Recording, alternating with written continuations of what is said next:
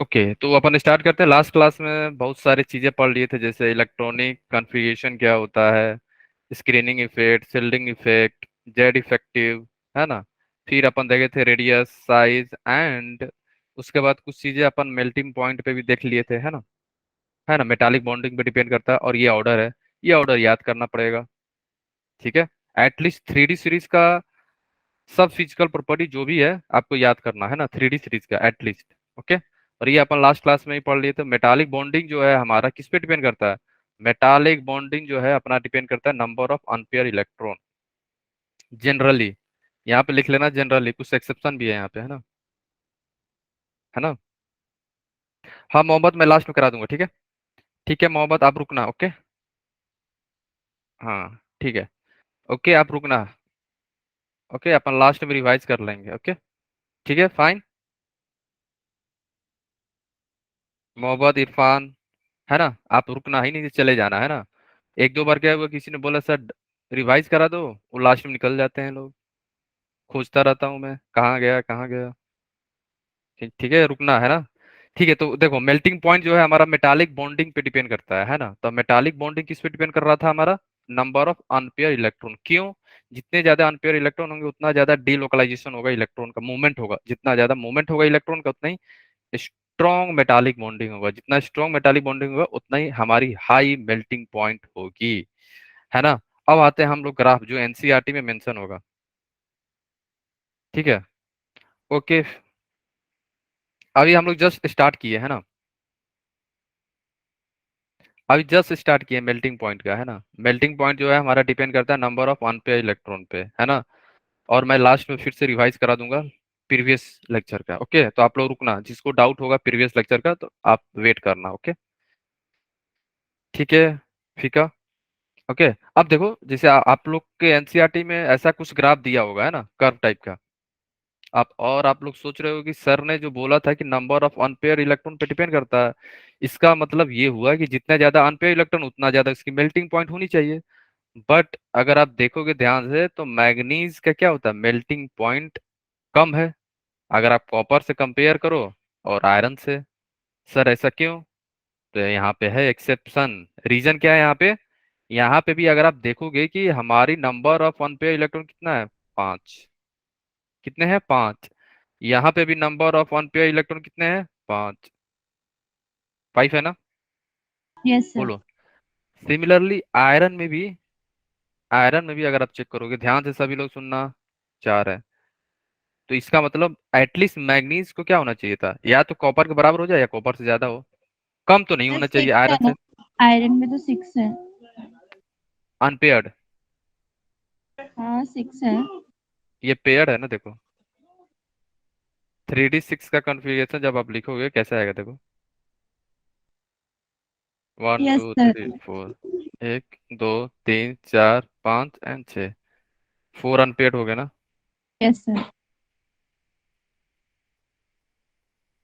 Okay, हाँ। Okay Sneha, ठीक है। देखो, देखो साक्षी, यहाँ पे क्या है, अपन चेक करेंगे कितना number of unpaired electron present है। जितने ज्यादा number of unpaired electron present होंगे उतना ज्यादा मेल्टिंग पॉइंट होना चाहिए।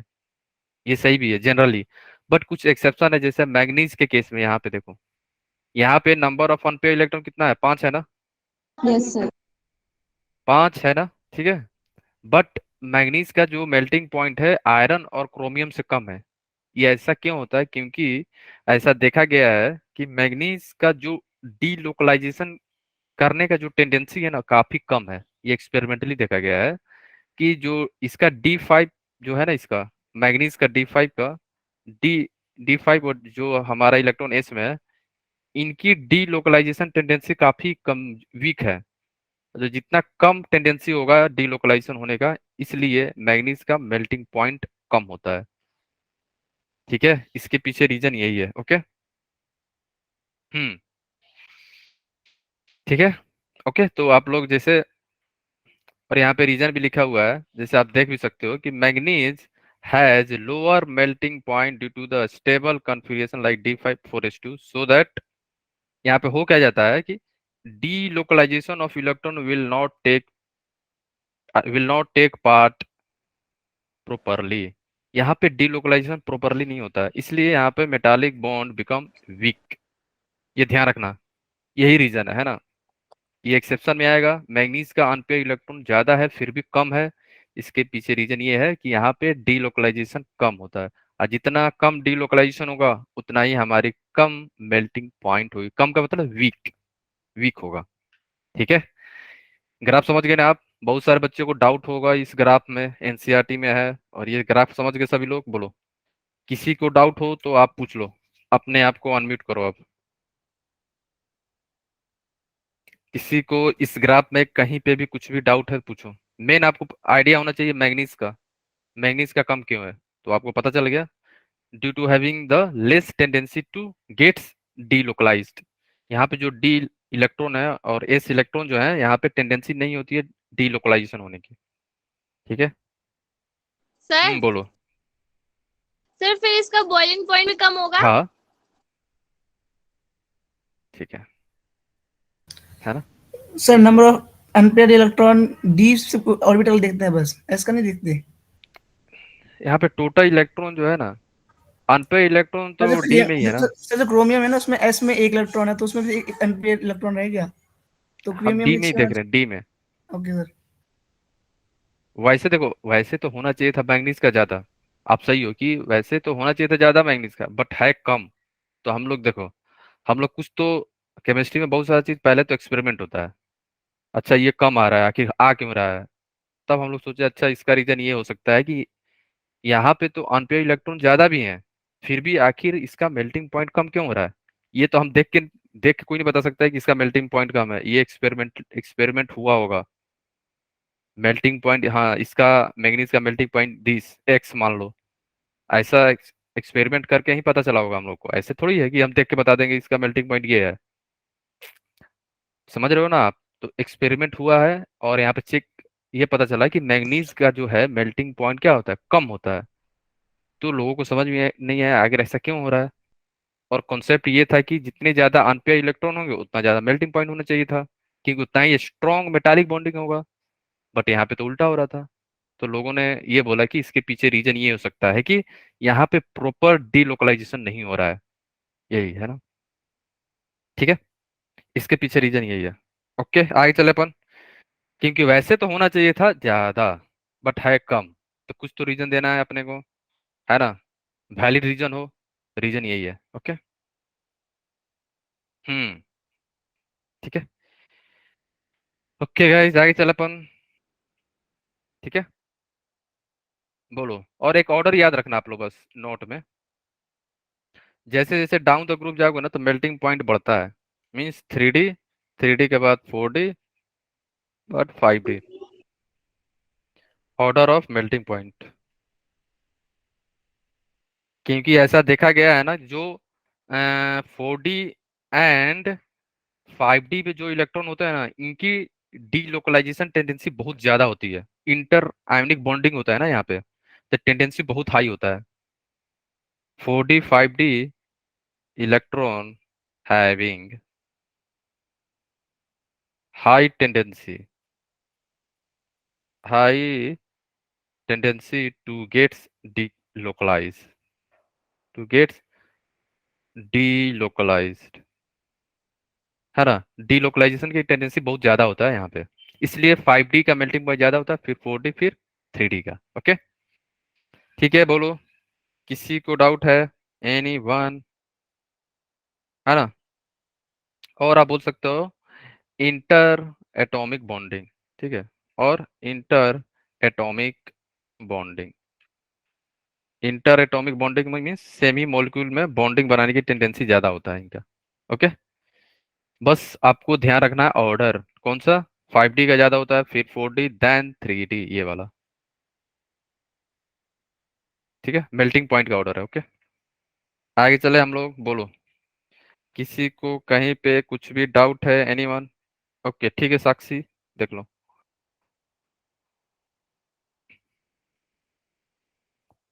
हो गया साक्षी आपका ये वाला?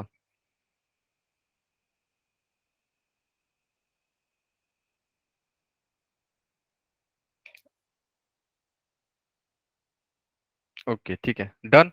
आगे चले हम लोग, है ना। अब हम चलते हैं इंथैल्पी ऑफ एटोमाइजेशन क्या होता है। बोलो, इंथैल्पी ऑफ एटोमाइजेशन जो होता है, सेम जो बॉन्ड एनर्जी होता है ना, सेम ये भी सेम की तरह होता है ना। बॉन्ड एनर्जी क्या होता है, कितना एनर्जी हमें हमने प्रोवाइड किया बॉन्ड को ब्रेक करने के लिए, सेम ये भी होता है ना। इंथैल्पी ऑफ एटोमाइजेशन या बोलो इंथैल्पी ऑफ बॉन्ड एनर्जी, ठीक है, दोनों सेम चीज होता है, जनरली सेम ही होता है वो लोग, ठीक है। तो इंथैल्पी ऑफ एटोमाइजेशन क्या होता है, it is the amount of heat absorb, क्या होता है डिफिनीशन ध्यान रखना, it is the amount of heat absorb when 1 mole of bond is broken to obtain atom in a gaseous phase. कितना energy absorb हुआ, और आप बोल सकते हो कितना एनर्जी आपको देना पड़ा बॉन्ड ब्रेक करने के लिए, उसी को हम लोग बोलते हैं इंथैल्पी ऑफ एटोमाइजेशन, ठीक है। और 3D ऑर्डर है इसका, ऑर्डर ध्यान रखना, ठीक है। 3D का ऑर्डर है, 3D सीरीज का ऑर्डर ये किसका, इंथैल्पी ऑफ एटोमाइजेशन का, इंथैल्पी ऑफ एटोमाइजेशन, और ये वैल्यू पे है ना, ये जो वैल्यू है उस पे ऑर्डर बना हुआ है, ठीक है। एक्सपेरिमेंटली वैल्यू जो था इसका सबका, उस पे ऑर्डर है ये, एनसीईआरटी में देखना वैल्यू दिया रहेगा, उस पे ऑर्डर मैंने बनाया है ना, ठीक है। ओके, किसी को डाउट है, एनीवन, बोलो, नो सर। है ना, ठीक है। अब हम चलते हैं डेंसिटी, ठीक है।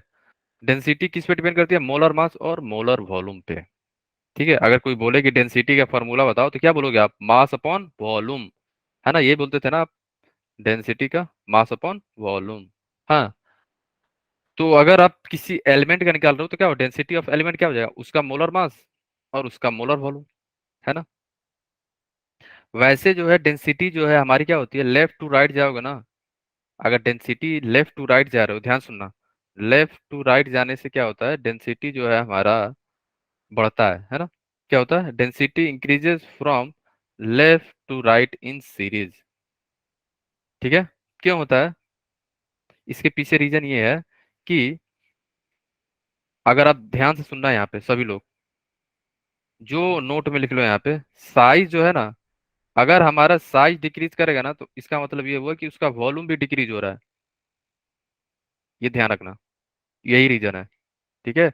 लेफ्ट टू राइट जाने पे क्या होता है, हमारा साइज डिक्रीज करता है, मास तो बढ़ता रहेगा, मोलर मास बढ़ेगा ना, मीन्स एटॉमिक मास, समझ रहे हो आप, लेफ्ट टू राइट जाओगे तो एटॉमिक मास बढ़ेगा, नंबर ऑफ प्रोटॉन बढ़ता रहता है ना, तो एटॉमिक मास बढ़ेगा उसका, है ना। बट साइज घटता है लेफ्ट टू राइट जाने में, साइज घटेगा तो ओवरऑल वॉल्यूम भी हमारा घटता है।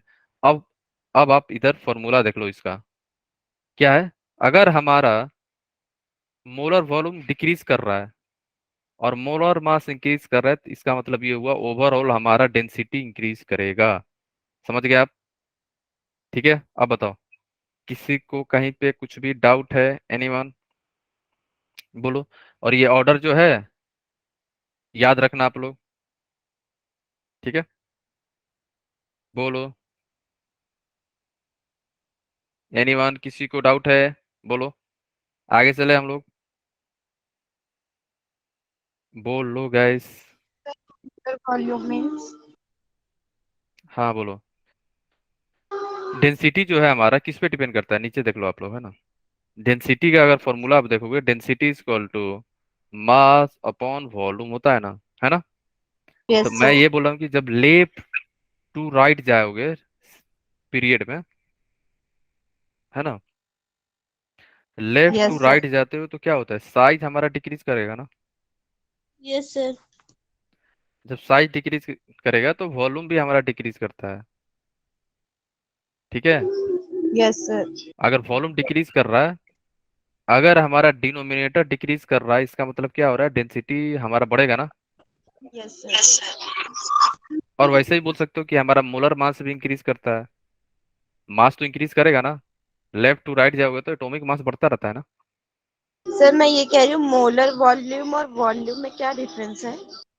हम लोग यहाँ पे एक मोल के लिए वॉल्यूम निकाल रहे हैं, एक एटम का वॉल्यूम ही है वो, मोलर मीन्स मोल, ओके एक सर। मोल के लिए, ठीक है, ठीक है। जैसे मोलर मास निकालते एक मोल के लिए होता था ना, सेम, ओके सर। ठीक है। क्लियर है सबको, एनी वन, आगे चले अपन, ये ऑर्डर ध्यान रखना है ना। Yes sir. हाँ ठीक है कुणाल, रुकना है ना, अपन लास्ट में करेंगे। सुमित क्लियर हो गया? सुमित आपको? ओके कुणाल, हाँ हम लोग डिस्कस करेंगे इसे, है ना? ठीक है। ओके, रुकना है ना, लास्ट में रुकना, चले ना जाना, है ना? ठीक है, अब हम चलते हैं आयोनाइजेशन एनर्जी पे। तो आयोनाइजेशन एनर्जी क्या होती है? Amount of energy required to remove the electron from gaseous atom. कितना एनर्जी हमें चाहिए कि इलेक्ट्रॉन जो है एटम के अंदर से निकाल के बाहर फेंक दें, उसी को अपन बोलते हैं क्या? Ionisation energy. ठीक है, अब आप लोग ये बताओ, अगर आपके पास स्टेबल कॉन्फ़िगरेशन हो तो आपको ज्यादा एनर्जी देना पड़ेगा इलेक्ट्रॉन हटाने के लिए, है ना? इलेक्ट्रॉन रिमूव करने के लिए आपको ज्यादा एनर्जी देनी पड़ेगी ना, समझ रहे हो आप? ठीक है, तो इसका मतलब ये हुआ कि जब भी स्टेबल कॉन्फ़िगरेशन हो, या D5 हो, D10 कॉन्फ़िगरेशन हो, है ना, या P3 हो या P6 हो, इन सब में क्या होता है? आयोनाइजेशन एनर्जी हमारा ज्यादा होता है अगर आप कंपेयर करोगे दूसरों से तो। ठीक है, ये ध्यान रखना। ठीक है, तो आयोनाइजेशन एनर्जी का डिफिनीशन क्या होगा? It is defined as the amount of energy required to remove electron from isolated gaseous atom. ठीक है, ये क्या होता है? कितना एनर्जी आपको लगा इलेक्ट्रॉन को हटाने के लिए मेटल से, है ना? हाफ फिल्ड फुली फिल्ड, जिसे अपन बोलते हैं ना, half filled fully filled having higher ionisation energy, है ना? ध्यान रखना, half filled and fully filled having higher ionisation energy. और ये ऑर्डर ध्यान रखना 3D का, किसी का ऑर्डर याद हो या ना हो, लेकिन 3D का याद होना चाहिए। ठीक है, ओके। बी में देखो, है ना, जैसे मैंने आप लोगों को क्या बताया था कि जैसे हाफ फील्ड हो या फुल्ली फील्ड हो, है ना, उनका आयोनाइजेशन एनर्जी ज्यादा होता है due to having stable configuration. Stable configuration होने के चलते उनकी आयोनाइजेशन एनर्जी ज्यादा होती है ना? हाँ 3D, ये ऑर्डर जो है ना, रैंडम ऑर्डर है ना, ये कोई क्या बोलते हैं, ये किसी पैटर्न पे ऑर्डर नहीं होता है ना, ये एक्सेप्शन टाइप के ऑर्डर है। कभी बढ़ रहे हैं तो कभी घटेंगे, कभी उल्टा, है ना? तो इसलिए मोस्टली 3D से ही अगर वो पूछेंगे भी ना तो 3D से मोस्टली पूछेंगे, इधर उधर से कम, है ना? ठीक है, क्योंकि ये सब चीजें क्या है, मेमोरी बेस पे है। ये कोई ऐसा पैटर्न नहीं है कि डाउन द ग्रुप जा रहे हो तो साइज बढ़ रहा है, ऐसा कुछ है भी नहीं। लेफ्ट टू राइट जा रहे हो तो साइज बढ़ रहा है, घट रहा है, ऐसा नहीं है, यहाँ पे जनरलाइज नहीं है ना? इसलिए जो ज्यादा एक्सेप्शन जहाँ पे होता है ना, तो वहां पे क्या होता है ना, कि जो चीजें कम पूछी जाती हैं ज्यादा एक्सेप्शन वाले, जैसे 3D सीरीज का ही आप याद रखना डी ब्लॉक में। ठीक है, ओके, किसी को डाउट है बोलो? ठीक है, अगर आप एक ऑर्डर याद रखना कि अगर आप फर्स्ट इलेक्ट्रॉन ये ऑर्डर सपोज करो, आयोनाइजेशन एनर्जी 3 ज्यादा होगा किससे? आयोनाइजेशन एनर्जी 2 से, ग्रेटर देन आयोनाइजेशन एनर्जी 1 से। इसका मतलब 1 2 3 क्या है सर? 1 2 3 का मतलब ये हुआ यहाँ पे फर्स्ट इलेक्ट्रॉन रिमूव। ये क्या है हमारा? First electron remove. ठीक है, अब क्या कर रहे हो आप? सेकेंड इलेक्ट्रॉन रिमूव कर रहे हो, सेकेंड, सेम एलिमेंट का, है ना? Second electron remove. I3 क्या है? Third, third electron remove. तो थर्ड इलेक्ट्रॉन रिमूव करने का एनर्जी जो होती है, आयोनाइजेशन एनर्जी ज्यादा होती है। फोर, फोर जाओगे तो उसका 3 से भी ज्यादा होगा, 5 में जाओगे तो 4 से भी ज्यादा होगा, ये ऑर्डर चलता चला जाएगा, है ना? ध्यान रखना ये ऑर्डर, ओके? ठीक है, I1 क्या है? First ionization energy. I2 क्या है? Second ionization energy. I3 क्या है? Third ionization energy. ओके, ठीक है। सर, हम्म जैसे कोई एटम है, उसके जो लास्ट वाले शेल से हमें दो इलेक्ट्रॉन्स निकालने हैं, तो उसमें पहली और दूसरी दोनों एनर्जी लगेगी। अच्छा, दोनों का एनर्जी डिफरेंट हो जाएगा ना, सेम नहीं ओके। होता है। जैसे ही आपने ओके। फर्स्ट इलेक्ट्रॉन रिमूव किया, उसका आउटर मोस्ट सेल का सारी चीजें डिफरेंट हो जाएंगी, अलग आता है ना? याद रखना आप लोग, ओके? ओके। हम्म ये इंपॉर्टेंट है, ये ना कि बोलो दोनों सेम होगा, सेम सेम कैसे हो सकता है? नहीं हो सकता है ना, सेम नहीं होगा। ठीक है, क्लियर है सबको? किसी को डाउट तो नहीं हो रहा है ना? हाँ, ये एक्सेप्शन है, इनामुल आप सही बोल रहे हो, है ना? बट उसमें भी देखा जाएगा ना, हाफ फिल है D5 है कि D10 है, तो D10 जिंक का होता है तो ज्यादा होगा। ठीक है, इसीलिए बोल रहा हूँ कि इसमें जो है डी ब्लॉक में बहुत सारी चीजें एक्सेप्शन है, तो आपको याद करना पड़ेगा, इसीलिए मैं 3D का एटलीस्ट आपको बोल रहा हूँ कि याद रखना सभी लोग। ओके, जनरली सही है इनामुल कि D5 ज्यादा होना चाहिए, ये सब चीजें तो उस और भी बहुत सारी चीजें काम करती है ना यहाँ पे, एक ही फैक्टर नहीं है यहाँ पे, बहुत सारा फैक्टर काम करता रहता है। ठीक है, ओके इनामुल, क्लियर हो गया? तो ऑर्डर एटलीस्ट 3D सीरीज का आप लोग याद रखना है ना। ठीक है, आगे चले हम लोग। अब यस देखो सर। हाँ अगर आप, हाँ yes outer most electron, yes Sumit. अब देखो अगर आपने इलेक्ट्रॉन रिमूव करा किस में, D5 से D10 से, then we need more ionisation energy, हमें ज्यादा एनर्जी देना पड़ेगा। ठीक है, आयोनाइजेशन एनर्जी हमारी ज्यादा होगी due to the stable configuration. Ionisation energy क्या हो जाएगी हमारी, ज्यादा, will be high, ionisation energy हमारा ज्यादा होगा, ये ध्यान रखना सभी लोग। ओके, ठीक है, क्लियर है गाइस? आगे चले अपन, है ना, बोलो। Fully filled and half filled बोलते हैं ना अपन, fully filled and half filled configuration, half filled configuration. Okay, ठीक है, आगे चले हम ना। Fully filled and half filled configuration having higher ionization energy, having higher ionization energy। ठीक है, ओके, अब बताओ किसी को डाउट तो नहीं है ना यहाँ तक? आगे चल हम लोग सर D10, तीनों ऑर्डर, सर तीनों D10। ऑर्डर के लिए यानी कि फर्स्ट सेकंड और जो थर्ड होगी आयनाइजेशन एंड थेरेपी, वो तीनों ही ज्यादा होंगी या फिर पहले वाली, दूसरे वाली या तीसरे वाली में, इनमें कुछ केसेस में किसी फर्स्ट की ज्यादा होगी या फिर सेकंड की, कुछ इस तरीके से होगा? नहीं नहीं, हमेशा थर्ड ज्यादा होगा। एक पार्टिकुलर, अच्छा ये ना सोचना कि आप एक आयरन से निकाल रहे हो, दूसरा आपने दूसरे से निकाल लिया, आयरन का ही होगा। अगर आप आयरन से निकाल रहे हो तो आयरन का ही बात करेंगे, उसमें तो आप दूसरे का बात नहीं करोगे वहां पे। आयरन का फर्स्ट, आयरन का ही सेकंड, आयरन का ही थर्ड। ठीक है, सर क्लियर। पेयर्ड इलेक्ट्रॉन के लिए तो आयनाइजेशन एंथैल्पी जैसे कि D5 या फिर D10 हो गया, तो पहली वाली जो आयनाइजेशन एंथैल्पी होगी वो ज्यादा होगी, उसके बाद तो उसका ऑर्डर कम होना चाहिए ना? ये आप बोल रहे हो लेकिन ऐसा होता नहीं है। ये आप जो सोच रहे हो ना कि D5 है तो अपन D5 जो है दूसरे का D5 से कंपेयर, दूसरे का D4, दूसरे का D6, दूसरे का D3 अपन कंपेयर करेंगे, एक ही में थोड़ा करेंगे अपन, एक ही में नहीं करेंगे। मान लो कि आपको D5 है, मान लो D10 है जिंक का, और आपने D10 जो है दूसरे से कंपेयर करना है, मान लो किसी का D7 है तो जिंक का ज्यादा हो जाएगा, ऐसे चेक करना है। ऐसे नहीं कि जिंक में ही चेक करना है कि जिंक का जो D7 है पहला तो ज्यादा लगेगा, सेकंड तो कम होना चाहिए, ऐसा नहीं होता है ना।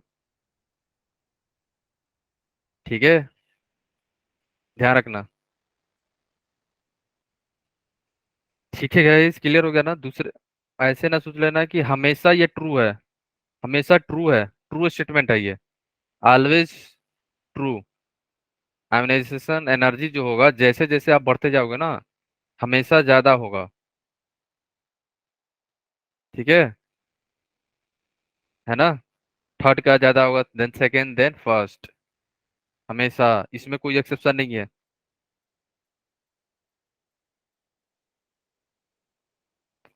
देखो किसी ने पूछा था ना कि I3 जो है, देखो देखो आप लोग, किसी ने जस्ट पूछा ना कि I3 जो है और I2, I1, ये हुआ ना, और मान लो कि आपको दिया हुआ है D10, D10 कॉन्फ़िगरेशन है ना, यस सर। D10 है, तो आपने फर्स्ट इलेक्ट्रॉन रिमूव कर दिया यहाँ से, तो क्या बना D9, सेकेंड यस हटा सर। दिया D8, डी थर्ड हटाया तो D7, है ना, यहाँ पे क्या क्या आएगा हमारा D7। तो ये किसका हुआ? जब आप फर्स्ट हटा रहे हो तो ये क्या हुआ? IE1 हुआ। ये क्या होगा हमारा? IE2, है ना? Yes sir. और जो हमारा थर्ड हटाया ये IE3। तो किसी ने बोला सर आप जो बता रहे हो D10 है, फुल्ली फिल्ड है, तो इसका तो ज्यादा होना चाहिए। Yes IE1 sir. जो है ज्यादा होना चाहिए किससे? IE2 से, है ना? Yes sir. सेम एलिमेंट में, सेम ध्यान रखना, सेम में सेम एलिमेंट। अगर आप आयरन का कंपेयर करो तो आयरन मान लो, ऐसे लिख लिए, है ना? जिंक ले लो, जिंक का D10 होता है तो जिंक लिख लो, है ना? जिंक का ही आप कंपेयर कर रहे हो, जिंक का ही हटाते जा रहे हो, है ना? ठीक है, यहाँ पे Zn प्लस हुआ, यहाँ पे Zn2 प्लस हुआ, यहाँ पे Zn3 प्लस हो गया। ठीक है, यस तो सर। ये नहीं होता है, हमेशा 3 का ज्यादा होगा 2 देन 1। इसमें कोई एक्सेप्शन नहीं है, ये हमेशा होगा। इससे कोई फर्क नहीं पड़ेगा स्टेबल हो या ना, हाफ फील्ड हो या फुल्ली फुल्ड फील्ड हो।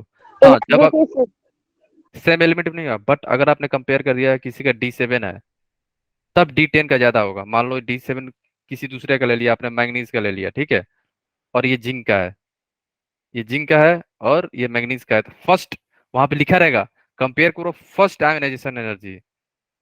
तब आप क्या करोगे? जिंक का ज्यादा बता दोगे, जिंक का ज्यादा होगा मैंगनीज से, क्योंकि यहाँ पे क्या है, D10 है, फुल्ली फिल्ड है, और ये कोई भी फील्ड नहीं है ना? तो ऐसे।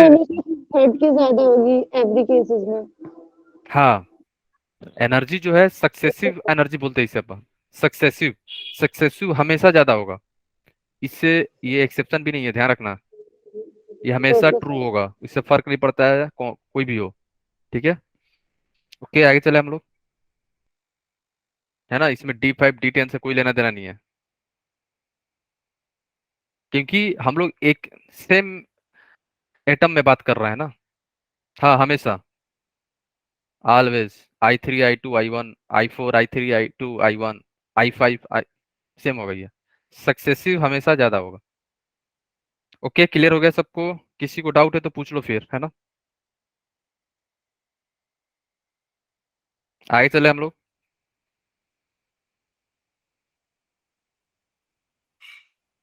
No doubt, okay. अच्छा सुमित देखो, मैं ये बता रहा था ना कि जैसे, देखो आप लोग, देखो I1 I2 I3 जो है सेम एटम में बात हो रहा है, ये सेकेंड एटम थर्ड एटम से बात नहीं हो रहा है यहाँ पे, ध्यान रखना।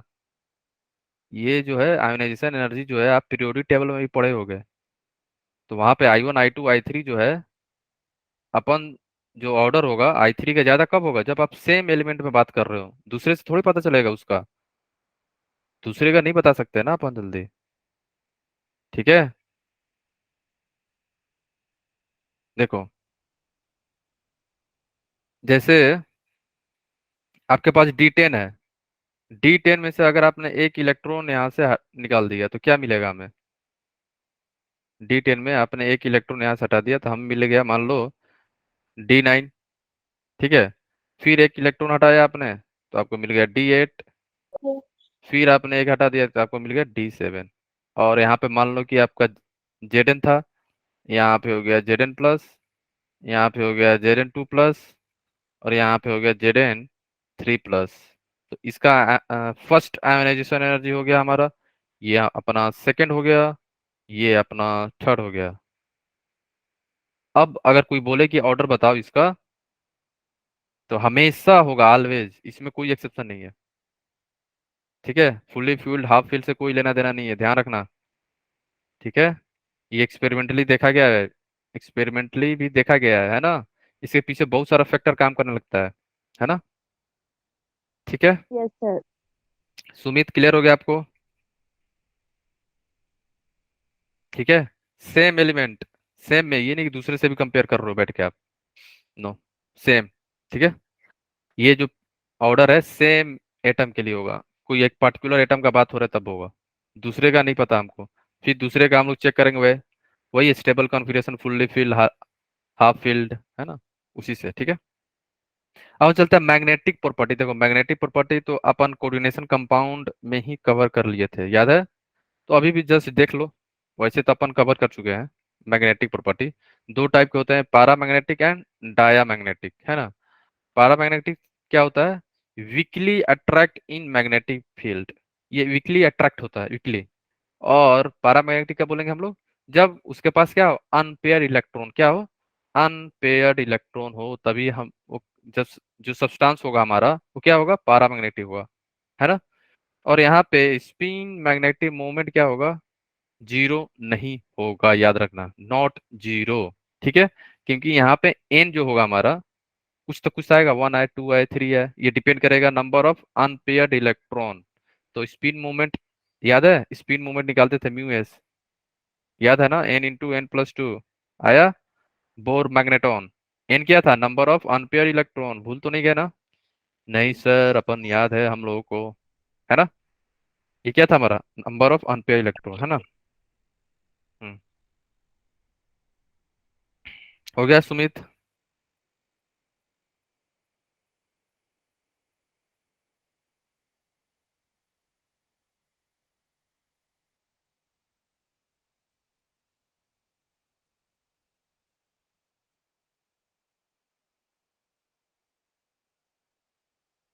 ठीक है, क्लियर है? हो गया सुमित आपको? आपका हो गया, चले? ओके ठीक है। अब चलते हैं डायामैग्नेटिक सब्सटेंस। देखो डायामैग्नेटिक सब्सटेंस क्या होता है? ये वीकली रिपेल्ड होता है, ये डिफिनीशन है, ध्यान रखना, है ना? ये आपको बोर्ड में भी आ सकता है और आपके नीट में भी पूछा जा सकता है ना? तो डायामैग्नेटिक सब्सटेंस क्या होता है? Weekly repelled. जब आप मैग्नेटिक फील्ड में ले जाओगे तो ये वीकली रिपेल्ड करेगा वहां पे। यहाँ पे जीरो अनपेयर इलेक्ट्रॉन होते हैं, एक भी अनपेयर इलेक्ट्रॉन नहीं होगा, तो एन की वैल्यू क्या हो जाएगी हमारी? जीरो, है ना? अगर हमारा एन का वैल्यू जीरो हो गया तो स्पिन मैग्नेटिक मोमेंट क्या होगा? जीरो। म्यू एस यहाँ पे जीरो होता है फॉर डायामैग्नेटिक। डायामैग्नेटिक के लिए म्यू जीरो होता है। ओके, क्लियर है? Yes. अब हम चलते हैं फॉर्मेशन ऑफ कलर्ड आयन। ये तो अपन पढ़ भी चुके हैं, याद है आपको? हम लोग एलएमसीटी पढ़े हैं, है ना? Ligand to metal transfer, metal to ligand, DD transition, काफी डिटेल में पढ़ चुके हैं अपन कोऑर्डिनेशन कंपाउंड में, है ना? तो मैंने वहां पे बताया था कि अगर कभी कभी जो होता है ना, कंपाउंड जो होते हैं कलर शो करते हैं, बट वहां पे डीडी नहीं होता है। फिर भी मैंने वहां पे बताया था ना, KMnO4 और K2Cr2O7 कलर शो करते हैं। क्यों होता था? मेटल टू लिगेंड ट्रांसफर होता था, है ना? एलएमसीटी याद आया सबको? ओके, हम लोग कोऑर्डिनेशन कंपाउंड में ही कवर कर चुके थे, बोलो। ठीक है, सर क्या बोला आपने, एक बार रिपीट करना। LMCT, ligand to metal charge transfer. Sir फिर बता दो। अच्छा, वैसे जैसे ये चार्ज ट्रांसफर है ना, तो ये क्या है हमारा? It is nothing but LMCT. LMCT इसका मतलब हो गया लिगेंड टू मेटल, लिख लो। वैसे वहां पे लिखा होगा, अगर नोट्स देखोगे ना तो आप लिखा होगा ligand to metal, ligand to metal charge transfer. ठीक है, जो ये चार्ज ट्रांसफर है ना, लिगेंड टू मेटल या मेटल टू लिगेंड, ये दोनों कवर किए थे अपन वहां पे। डीडी भी हो सकता है यहाँ पे। डीडी कब होगा? जब आपके पास अनपेयर इलेक्ट्रॉन हो तब तो होगा डीडी, है ना? डीडी ध्यान रखना। डीडी कब होता है? जब हमारे पास अनपेयर इलेक्ट्रॉन हो तब, अगर नहीं है तो नहीं होगा, चार्ज ट्रांसफर हो जाएगा, है ना? ठीक है, बट यहाँ से क्वेश्चन तो पूछे जाएंगे, रीजन क्या बताओगे आप लोग? चार्ज ट्रांसफर, है ना? रीजन क्या होगा? Charge transfer. Ligand to metal charge transfer के चलते कुछ कंपाउंड जो है कलर शो करते हैं, वहां पे अनपेयर इलेक्ट्रॉन नहीं भी होता है फिर भी। ठीक है, तो ये कुछ डी ब्लॉक के आयन है जो आपको याद करना होगा, है ना? हाँ बोलो जानवी, डाउट है जानवी? एनी डाउट बोलो।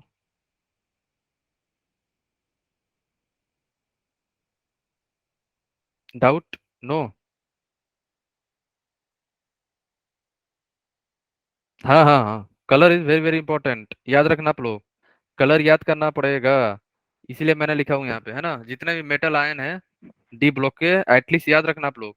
स्कैंडियम 3+ कलरलेस होते हैं, Ti4 प्लस कलरलेस होता है, ये D0 है।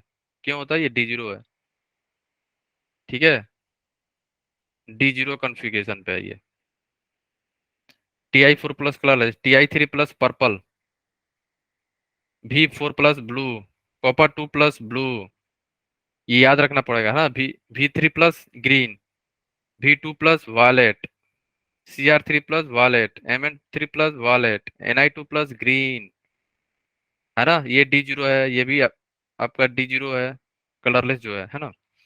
Cr2 plus blue, Mn2 plus pink, F3 plus yellow, green, Zn2 plus colourless, ठीक है, क्योंकि D10 है आप यहाँ पे। D10 है, D0 और D10 जो जिसका होता है वहां पे कलर नहीं होते हैं, याद रखना, ठीक है। वैसे मैं आगे बताऊंगा अभी D0 और D10, ठीक है। कलर तो आपको याद करना पड़ेगा, और कलर से क्वेश्चन आए हैं, ऐसा नहीं है कि नहीं आए हैं नीट में, ये तो इजी है ना। तो कलर आप लोग ध्यान रखना है ना, ठीक है। कोबाल्ट 2 प्लस पिंक होता है, कोबाल्ट 3 प्लस ब्लू होता है। देखो इनऑर्गेनिक में कुछ चीजें आपको याद करना पड़ेगा, है ना।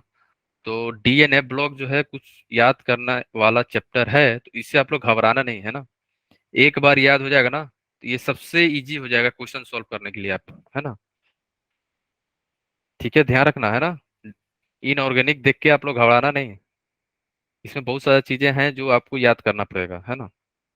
जैसे आपका बायोलॉजी है ना, याद करना है तो करना है। तो यहाँ पे भी इनऑर्गेनिक जो है कुछ चैप्टर जो है, ब्लॉक ब्लॉक हो गया, जैसे SPDF, है ना। इन सारे चैप्टर में आपको याद करने की ज्यादा कंटेंट आएंगे, है ना, तो ध्यान रखना, ठीक है, ठीक है। Cobalt 2 plus pink, cobalt 3 plus blue, ऐसा क्या ऐसे? सर कोबाल्ट का ऐसा क्यों हुआ? कलर बोल रहे हो, कलर क्यों हुआ? दो क्वेश्चन आएंगे इससे, डी ब्लॉक के दो। सर कोबाल्ट देखो, ये जो है ना, ये कलर शो जो है एक्सपेरिमेंटली देखा गया है, ये हम नहीं बता सकते देख के, ये ध्यान रखना, ठीक है मान्य हूँ। ये अपन देख के नहीं बता सकते हैं कि कोबाल्ट 2 प्लस पिंक है, कोबाल्ट 3 प्लस ब्लू है ना। हम तो अंतर्यामी नहीं है, ठीक है, ठीक है ना। इसका मतलब ये हुआ कि कोबाल्ट जो है कॉम्प्लीमेंट्री कलर अपन पढ़े थे ना, याद आया? कॉम्प्लीमेंट्री कलर कोऑर्डिनेशन कंपाउंड में, ठीक है मान्य हूँ। तो कॉम्प्लीमेंट्री कलर के चलते ही दिखता है ना, एब्जॉर्ब कुछ और कर रहा होगा वो, है ना, दिख कुछ और रहा होगा, ठीक है। ये एक्सपेरिमेंट बेस पे है, ये हम लोग देख के नहीं बता सकते ना। किसी का कलर कैसे बता दोगे, कलर उसका कैसा है, अगर आप देखे नहीं हो तो, है ना। सर ब्लू तो बता सकते हैं कि वो ऑरेंज एब्जॉर्ब किया होगा तो वो ब्लू दिखा है, लेकिन पिंक कैसे बताएंगे वो कौन सा कलर एब्जॉर्ब किया? पिंक का रीजन जो है, पिंक जो है आपको पिंक का, हाँ पिंक का तो वहां पे नहीं था ना, सर्कल में पिंक का तो नो नहीं था। सर। तो पिंक का रीजन जो होगा, हमको जहां तक लग रहा है पिंक, देखो ये जो सर्कल था ना हमारा, ये जो जनरलाइज था, ऐसा कोई कंपलसरी नहीं था। अगर आप बहुत डिटेल में जाओगे ना, तो ये जो जो सर्कल था यहाँ पे मान लो कि आपने मान लो ब्लू ले लिया, तो आप क्या सोच रहे हो कि वो ब्लू है यहाँ के बीच में? नहीं, मान लो ब्लू, यहाँ पे ग्रीन था ना, ठीक है। जो सर्कल था ना हमारा, जो ये सर्कल बना हुआ था, याद है सबको क्या क्या था यहाँ पे? Yes sir. Yes, बोलो sir. बोलो क्या ब्लू क्या था? Blue green yellow orange red blue, violet. Green, green yellow yellow, orange, orange red, red violet white. And indigo. इसका यस। मतलब ये नहीं हुआ ना कि अच्छा इतना दूर ब्लू होगा, बहुत सारे कलर का मिक्सचर होता है ना। जैसे हाइड्रोजन स्पेक्ट्रम देखे हो आप लोग, तो वहां पे हम एग्जैक्ट नहीं बता सकते हैं ना कि यहाँ पे रेड हो रहा होगा, एग्जैक्ट रेड नहीं बता रहा है, हम लोग बता पाते हैं ना। ये जो व्हील था ना, व्हील में ऐसा नहीं है कि यहाँ से लेके यहाँ तक जो है केवल केवल ऑरेंज है। हर चेंज करते जाओगे ना, वो कलर हल्का फुल्का डीप ऑरेंज होता चला जाएगा, है ना, डार्क होता चला जाएगा। आप गए हो पेंट, पेंट वाला आपने देखा है बुक? जब घर पेंट कराओगे ना तो वहां पे पेंट का बुक आता है, तो वहां पे जब जाओगे ना आप देखोगे कि ग्रीन में ही बहुत सारे ग्रीन दिखेंगे आपको, आपको लगेगा कि अरे ये तो ग्रीन है, लग भी नहीं रहा है। तो कलर भी ना वैसा ही होते हैं। ठीक है, हम लोग एग्जैक्ट नहीं बताते इतना दूर में रेड ही है, कोई डार्क रेड होके चेंज हो जाएगा, मान लो पिंक की तरह दिखने लगे, है ना। समझ गए आप? Yes sir. बोलो, है ना। ये एग्जैक्ट हम लोग नहीं बता पाएंगे ना, ये व्हील जो है आपको अभी के लिए बताया गया कि व्हील जो है इतना दूर में ब्लू होता है, लेकिन ब्लू का पूरा ब्लू थोड़ी होगा। ब्लू भी बहुत टाइप के ब्लू होते हैं, आपको आइडिया है ना। ग्रीन जो होता है बहुत ग्रीन, ग्रीन जो होते हैं आपको व्हाइटिश ग्रीन भी दिखेगा, अरे आपको लगेगा दूर से तो ये तो व्हाइट है, पास में जाओगे तो ग्रीन रहेगा वो। ठीक है ना, कलर भी बहुत टाइप के होते हैं ना। टाइप का मीन्स जैसे कोई डार्क होगा आपको पूरा डीप हो जाएगा, कोई दूसरे से मिक्सिंग हो जाएगा, है ना, इस चलते हैं। ठीक है, ये आपको याद करना पड़ेगा ना, पिंक। ठीक है, और कोबाल्ट 3+ ब्लू होता है ना। अगर आपको आइडिया लेना है तो आप एक बार पेंट जब होता है ना, घर घर जब पेंट होगा तो पेंट का बुक देखना आप वहाँ पे, आप कंफ्यूज हो जाओगे कि बाप रे इतना कलर होता है ग्रीन का। वो पर्टिकुलर ग्रीन पे ही देखोगे कि बहुत ग्रीन दिखेगा वहाँ पे। ग्रीन का मतलब केवल ग्रीन ही नहीं, कोई डार्क ग्रीन हो जाएगा, है ना। रेड में भी जाओगे तो बहुत सारा रेड दिखेगा आपको, है ना। ठीक है, ओके, आगे चले हम लोग। Yes sir.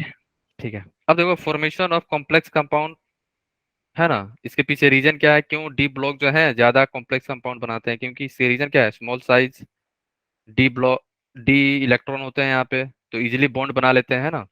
और हायर आयोनिक चार्ज, हाँ, जेड इफेक्टिव ज्यादा होता है यहाँ पे। ठीक है, स्मॉल साइज, डी इलेक्ट्रॉन यहाँ पे प्रेजेंट होते हैं, अवेलेबिलिटी ऑफ क्या, डी इलेक्ट्रॉन, और हायर आयोनिक चार्ज। ओके, के आगे चलते हैं अपन, है ना। ठीक है, अब हम चलते हैं नेक्स्ट प्रॉपर्टी जो है हमारा क्या है, कैटलिक प्रॉपर्टी। कैटलिक प्रॉपर्टी का मतलब ये हुआ, ये जो है ना कैटलिस्ट की तरह बिहेव करते कुछ कहीं कहीं पे, है ना।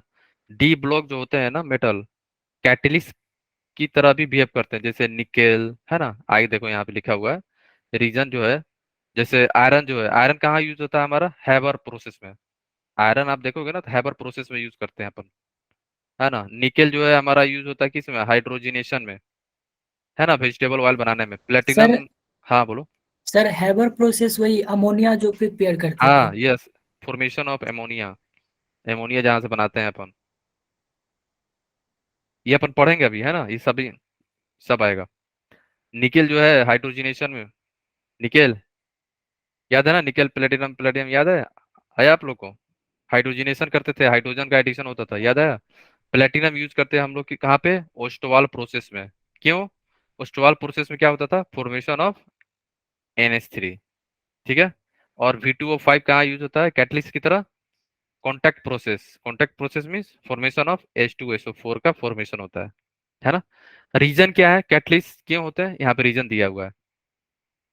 क्यों होता है, क्योंकि यहाँ पे क्या होता है, वैकेंट डी ऑर्बिटल होता है, और वैकेंट डी ऑर्बिटल होने के चलते ये सरफेस एरिया भी प्रोवाइड करता है, सो दैट रिएक्शन हमारा अच्छे से हो जाए, जल्दी हो जाए, है ना। और metal so variable valency, vacant d orbital, variable valency, and metal have tendency to form complex, है ना। कॉम्प्लेक्स फॉर्मेशन करने का भी इनकी टेंडेंसी होती है डी ब्लॉक का, due to having small size, है ना। रीजन यही है कि डी ब्लॉक मेटल जो होते हैं ना, मोस्टली देखा गया है ज्यादा कैटलिस्ट डी ब्लॉक के ही होते हैं। इसके पीछे रीजन क्या है, एक availability of vacant d orbital, vacant d orbital होगा तभी तो इलेक्ट्रॉन जो होंगे आके वहां पे चिपकेंगे। जब हाइड्रोजिनेशन होता था ना तो सरफेस होता है ना, कैटलिस्ट सरफेस होता है वहां पे, तो हाइड्रोजन आके चिपकते हैं ऐसे ऐसे। डबल बॉन्ड होगा ना, डबल बॉन्ड आके कार्बन का ऐसे चिपक गया, ठीक है। तो फिर जो डबल बॉन्ड था वो डबल बॉन्ड ब्रेक होगा, जब हम लोग पढ़ेंगे ना डिटेल में, तो आपको जो डबल बॉन्ड होता है अल्कीन का, ब्रेक होके सरफेस पे बॉन्ड बनाता है। जैसे ही कार्बन का वैलेंसी ब्रेक हुआ, हाइड्रोजन दो आके ऊपर से कार्बन पे चिपक गए। समझ रहे हो, ये मैकेनिज्म है। ठीक है, addition of hydrogen to alkene और अल्केन में, अल्काइन में, है ना।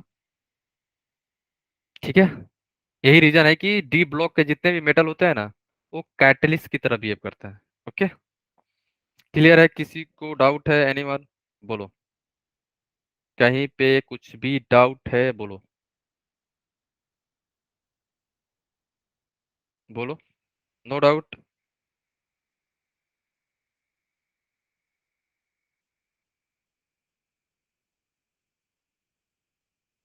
डाउट है तो पूछ लेना, है ना।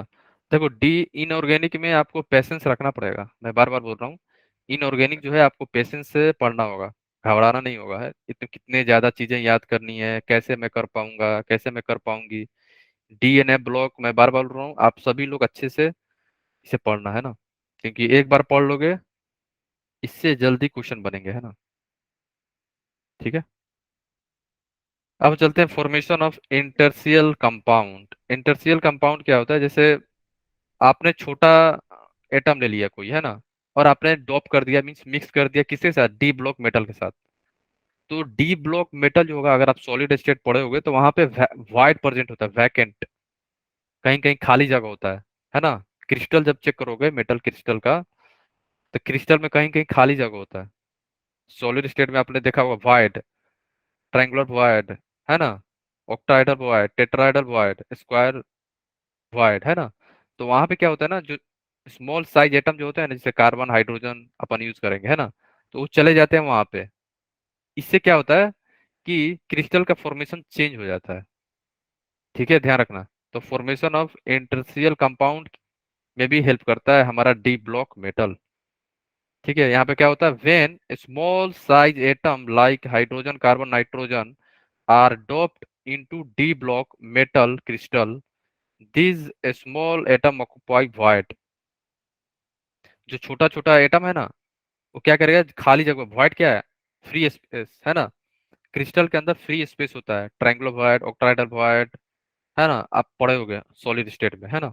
तो यहाँ पे क्या होता है? स्मॉल स्मॉल एटम जो है वहां पे चले जाते हैं। इससे क्या होता है? इनकी स्टाइकोमेट्रिक चेंज हो जाती है। ठीक है, जैसे देख लो, जैसे आपको दिख रहा है ना, TiH 1.7, है ना, Fe3H, ये अलग टाइप के दिखने रहेंगे। VH0.56। ठीक है, ध्यान रखना, यहाँ पे इसकी स्टाइकोमेट्रिक चेंज हो गया ना। Fe3H, ये कभी हो सकता है नहीं ना, ये पॉसिबल ही नहीं है। अगर आप जनरली देखो तो ये तो पॉसिबल ही नहीं है, बट ये कंपाउंड हो जाते हैं जब आप डॉप करोगे किसके साथ? स्मॉल साइज एटम के साथ, है ना। सर 1.7 कैसे? यही तो इसका रीजन है ना, कि आप डोप कर रहे हो, जो खाली खाली जगह था ना वहां पे हाइड्रोजन एटम चला गया, तो इसकी जो कंपाउंड का जो स्टाइकोमेट्रिक है ना, चेंज हो जाता है। जो कंपाउंड बना है, मान लो कि NaCl बनना चाहिए ना, N1 और Cl1 होना चाहिए, बट यहाँ पे चेंज हो जाता है। जैसे Ti है, TiC, TiH, इसका मतलब क्या हुआ कि Ti पे 1.7 चार्ज होगा, ऐसा तो नहीं होता है ना। तो ये, और Ti पे 1 थोड़ी है, तो ये चेंज हो जाता है। कंपाउंड का जो है मोलिकुलर फॉर्मूला चेंज हो जाएगा। इसी को हम लोग बोलते हैं इंटरसियल कंपाउंड। इंटरसियल कंपाउंड है ना। ठीक है, इसमें हम लोग क्या करते हैं हमारा, हम लोग डोप करते हैं। Doping means mixing. Mixing doping है ना, डोपिंग का मतलब मिक्सिंग करते हैं स्मॉल साइज एटम का, हाइड्रोजन, नाइट्रोजन या कार्बन, जो भी छोटे छोटे एटम है, उनको हम लोग डोप करते हैं डी ब्लॉक मेटल के साथ। तो डी ब्लॉक का तो साइज बड़ा होता है ना। Yes sir. तो डी ब्लॉक मेटल का जो क्रिस्टल होगा ना, तो क्रिस्टल में वाइड होते हैं। वाइड का मतलब फ्री स्पेस, खाली जगह। सॉलिड ओके स्टेट में सर। जब अपन पढ़ेंगे ना तो वहां पे आएगा, है ना। अगर आप अभी सॉलिड स्टेट नहीं हुआ है तो वहां पे हम लोग पढ़ेंगे वाइड। बहुत टाइप के वाइड होते हैं, triangular wide, टेट्राइडल wide, ऑक्टाइडल wide. Wide का मतलब क्या? खाली जगह। जब आप डोप कर रहे हो ना, मिक्स कर रहे हो ना, तो हाइड्रोजन वहां पे चला जाता है, तो इनका ओवरऑल जो है चेंज हो जाता है। ठीक है, क्रिस्टल ओके जो है सर। फॉर्मेशन चेंज हो जाएगा। बस ये ध्यान रखना, ओके। Okay sir. ठीक है, आगे चले हम लोग, बोलो। Yes sir. किसी को डाउट तो नहीं है ना? यहाँ पे डाउट है तो पूछ लेना, है ना। ठीक है गाइस, आगे चलते हैं अपन, है ना। ओके,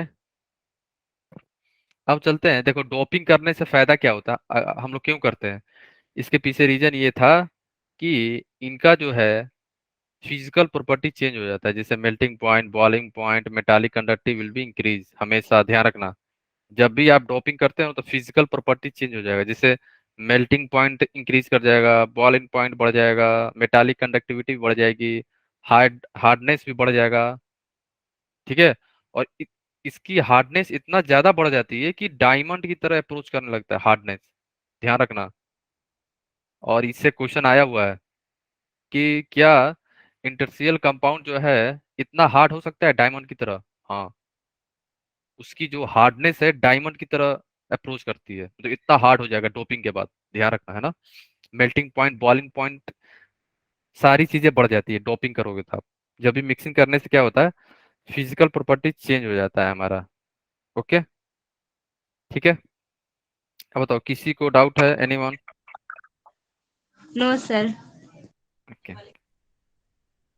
अब चलते हैं एलवाई फॉर्मेशन। देखो एलवाई फॉर्मेशन ध्यान रखना, एलवाई जो फॉर्म होता है हमारा, दो मेटल को मिलाते हैं और दोनों का साइज सेम होना चाहिए। साइज सेम का मीन्स ज्यादा डिफरेंस नहीं होना चाहिए, मैक्सिमम 15% का डिफरेंस होना चाहिए, याद रखना है ना। जब भी आप दो मेटल को मिला रहे हो, एलवाई बना रहे हो, तो उनकी साइज जो है मैक्स टू मैक्स 15% ज्यादा होना चाहिए, है ना। और बेटर है कि क्या दोनों सेम साइज के हों तो अच्छा रहता है ना। एलवाई जो फॉर्म होता है सिमिलर साइज एटम से ही हम लोग बनाते हैं, और size difference not more than 15% से ज्यादा नहीं होना चाहिए, है ना। Alloy are form between metals of similar size. ठीक है, साइज सिमिलर होना चाहिए। जैसे कुछ एग्जांपल है, ब्रास, ब्रास बनाते हैं अपन कॉपर जिंक से। Gun metal, copper SN zinc, bronze copper SN, ये आपको याद रखना होगा, है ना। German silver, copper zinc nickel. ठीक है, एलवाई का एग्जांपल है सभी। Stainless steel, iron, chromium, nickel, aluminium, manganese, copper, इससे नीट में आया है एग्जांपल से, है ना। सोल्डर, सोल्डर में यूज करते हैं PB SN. Electric soldering, soldering जहाँ होती है आयरन का, उसमें लीड और एसएन का यूज होता है। Soldering means? सोल्डर, सोल्डिंग नहीं होता है, दो लोहा को जोड़ते हैं अपन, ओके सर। सोल्डिंग। पूरा स्पार्क करता है वो, देखे हो। Yes sir. वही है। ठीक है, क्लियर है सबको? सर ये पॉसिबल है कि जो हम सारे मेटल या नॉन मेटल्स का अलॉय बना सकते हैं? सारे का तो नहीं बना पाओगे ना आप, क्योंकि यहाँ पे दोनों का साइज भी तो सेम होना चाहिए, सारे का तो नहीं बना पाओगे। ठीक है, सारे का तो, देखो हम लोग एलवाई क्यों बनाते हैं, इसके पीछे रीजन होना आपको पता होना चाहिए। जब अपन एलवाई बना रहे हैं, एलवाई इसलिए बना रहे हैं सो दैट हमारा जो, क्या बोलते हैं, हमारा जो, मेल्टिंग पॉइंट हाँ, इंक्रीज। फिजिकल प्रॉपर्टी बढ़ जाए। यस। एडवांटेज ऑफ ये, अगर मान लो कि आपने मिला दिया, ठीक है चलो मिला दिया, अगर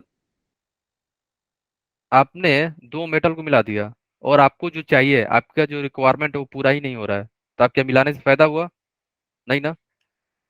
ठीक है, हम उसे ही मिलाएंगे जिससे हमारा क्या है, बेनिफिट हो, है ना। स्टिफनेस बढ़ना चाहिए, और कुछ हल्का भी हो जाए, लाइटर वेट हो जाए। आ, आपने मिलाया और अ, आपने दो मेटल को मिला दिया और वहां पे क्या हो गया, हैवी वेट हो गया, ये भी नहीं होना चाहिए।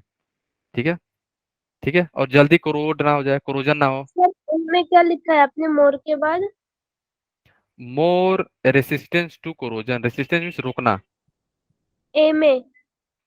मोर स्टिफनेस, हार्ड, हार्ड लिख लो, stiffness means hard. Okay sir. Easy to shape, easily आप शेप में कन्वर्ट कर लो, जिस शेप में आपकी रिक्वायरमेंट हो, जैसा हो वैसा आप कर सको। ठीक है, ये सारी चीजें ध्यान रखना। ओके, ठीक है गाइस, अपन आगे चले, अब बोलो। Yes sir. है ना, अब चलते हैं ऑक्सीडेशन स्टेट की तरफ।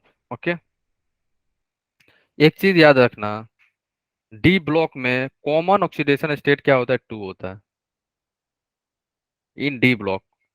Common oxidation state is 2। इसका मतलब ये नहीं होगा कि सबका 2 ही है। कॉमन का मतलब ये हुआ मैक्सिमम का 2 है, ठीक है ना। 2 का मतलब ये हुआ, ओके। 2 का मतलब ये ना समझ लेना सबका 2 है यहाँ पे। Okay sir. 2 से ज्यादा भी होगा, किसी का 3 4 5 भी होगा, है ना। ठीक है। Okay sir.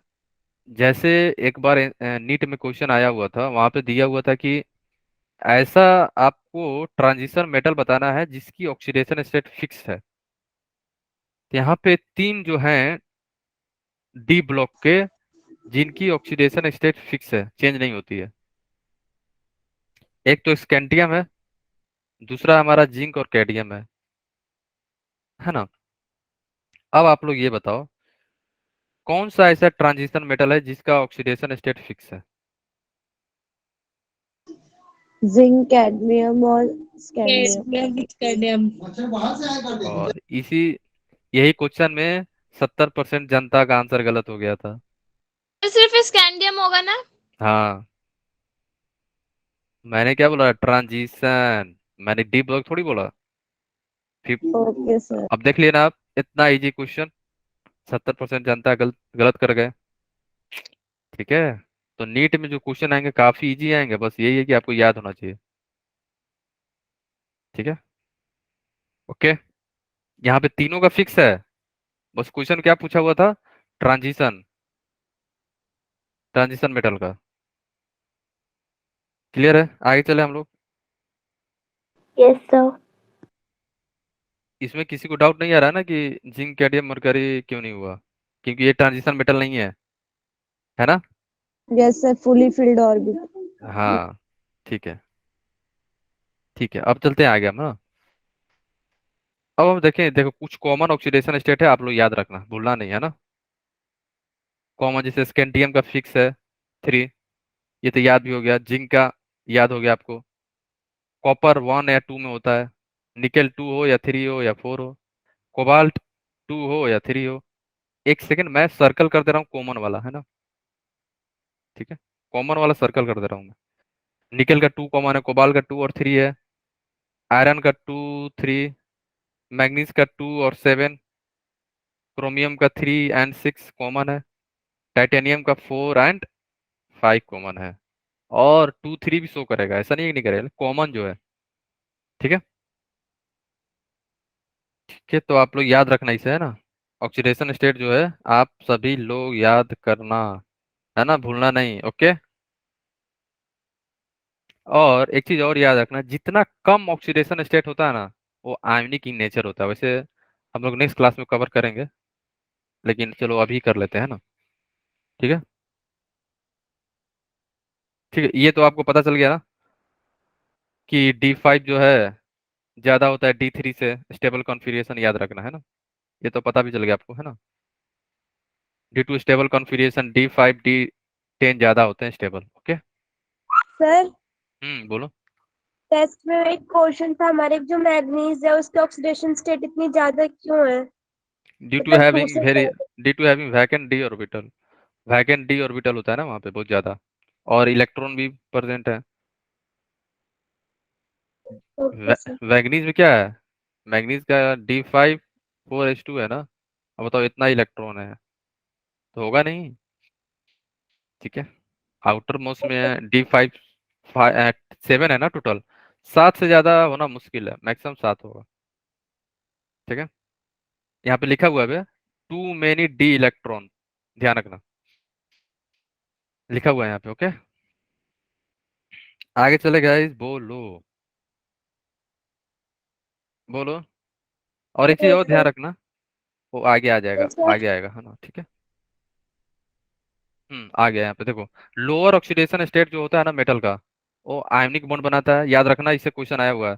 Lower oxidation state जिसका होता है आयनिक बॉन्ड बनाता है, जिसका हायर होता है कोवलेंट बॉन्ड बनाता है, ये याद रखना आप लोग, ओके। लोअर वाले आयनिक बॉन्ड बनाते हैं, लोअर ऑक्सीडेशन स्टेट वाले मेटल क्या बनाएंगे, आयनिक बॉन्ड। हायर वाले कोवलेंट बॉन्ड। जैसे अगर आप स्टेबल में आ जाओ तो ये ये सभी क्या होंगे, ये ज्यादा है ना, ये क्या बनाएंगे हमारा कोवलेंट। Covalent bond. और ऊपर वाले ये सभी क्या बनेंगे, ऊपर वाले आयनिक। ठीक है, ध्यान रखना। ठीक है, किसी को डाउट तो नहीं होना चाहिए, है ना, इजी है सभी। अब आप लोग ये बताओ, 3 MnO, MnO2, Mn2O7, अब बताओ इनमें से कौन सा एसिड है, कौन सा बेसिक, कौन सा बेस भी है, ये भी बता दो। बेस के अलावा अभी ये बता दो किन में आयनिक बॉन्डिंग है और किन में कोवलेंट है।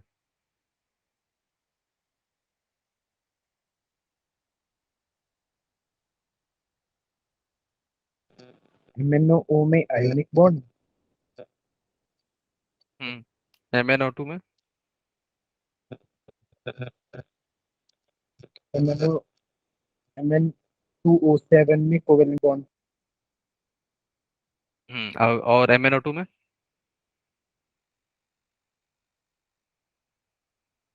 ये बीच में आ गया ना।